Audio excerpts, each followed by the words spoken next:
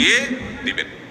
উম্মে সালামা রাদিয়াল্লাহু তাআলা আনহা, নবী করিম সাল্লাল্লাহু আলাইহি সাল্লামের স্ত্রী, তিনি বলেন যে আমি নবী করিম সাল্লাল্লাহু আলাইহি সাল্লামকে কিভাবে পেয়েছি তোমরা জানো? অদ্ভুত ঘটনা, শিক্ষা নেওয়ার মতো একটা ঘটনা। তিনি বলেছেন যে আমার স্বামী আবু সালামা যখন মারা গেলেন, আমি খুব বেশি ব্যথিত হলাম, মর্মাহত হলাম যে একজন ভালো সঙ্গী হারালাম, স্বামীকে হারালাম।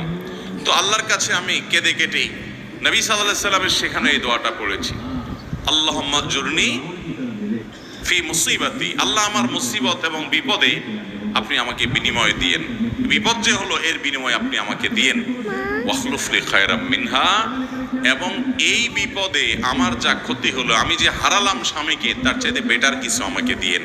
আমি দোয়া আল্লাহর কাছে করে গেছি সব সময়। আল্লাহ তাআলা আবু সালামা আমার স্বামীর মৃত্যুর পর অকল্পনীয়ভাবে, অভাবনীয়ভাবে আমাকে মুহাম্মদুর রাসূলুল্লাহ সাল্লাল্লাহু আলাইহি ওয়াসাল্লাম স্ত্রী বানিয়ে দিয়েছে। আবু সালামাকে হারিয়ে তার চাইতে বেটারটা পাইছেন না, পান নাই? মুহতারাম হাজরিন, অতএব যেই কোনো বিপদে ইমানদারের ইমান যত মজবুত হবে সে তত বেশি হাসতে পারবে যে আলহামদুলিল্লাহ আমার রব আমাকে যে অবস্থা রেখে খুশি, আমি অবস্থার উপরে খুশি, এবং বিপদ যতই আসবে আমি সেটাকে ওয়েলকাম করব, বেসবর হব না, ধৈর্যহীন হব না। আমাদের সংসারগুলোতে আজ যে অশান্তি, আমাদের সমাজে যে আজ বিশৃঙ্খলা, অশান্তি, এর মূল যদি কয়েকটা কারণ বের করা হয়, অন্যতম প্রধান কারণ হবে বেসবর, ধৈর্যহীনতা, সবরহীনতা। ঘরে ঘরে সংসারগুলো টিকছে না, ভেঙে খান খান হয়ে যাচ্ছে, প্রতি মুহূর্তে মুহূর্তে বিবাহ বিচ্ছেদের ঘটনা ঘটছে। অন্যতম কারণ ধৈর্য সহ্য নাই, ছেলেরও ধৈর্য নাই, মেয়েরও ধৈর্য নাই। কিছু হলেই সব হটমেজাজি হয়ে যায়, সবাই কাট্টি দেওয়া শুরু করে। কাট্টি বুঝেন তো? আপনাদের এলাকায় কি বলে? দোস্ত দোস্ত একটু অভিমান হলে, রাগারাগি হলে বলে না তোর সাথে কাট্টি, এই যে তোর সাথে আর কথা নাই।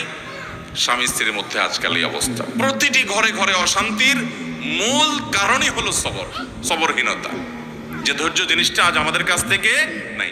এটাকে আমরা ইবাদত মনে করি না। একটা জটিলতা হলো আমালুল কুলুব বা অন্তরের আমলগুলোকে আমরা একেবারে কেয়ার করি না, অথচ অন্তরের আমলগুলোর গুরুত্ব অনেক বেশি।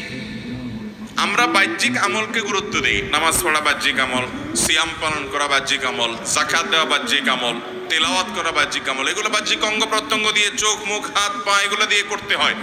কিছু আমল আছে যে আমলগুলো অন্তরের ভেতরে লালন করতে হয়, এগুলো দেখা যায় না। এর ভিতরে সবর অন্যতম।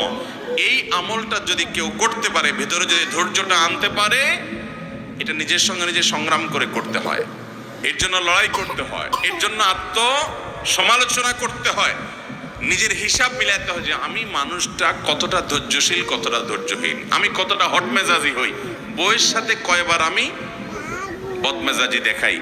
বই হিসাবে তিনি চিন্তা করবেন স্বামীর সাথে কয়বার তিনি বদমেজাজি করেন, প্রতিদিনের হিসাব মিলাবেন, এরপর তিনি নিজের যোগ বিয়োগ করে নিজেকে সংশোধন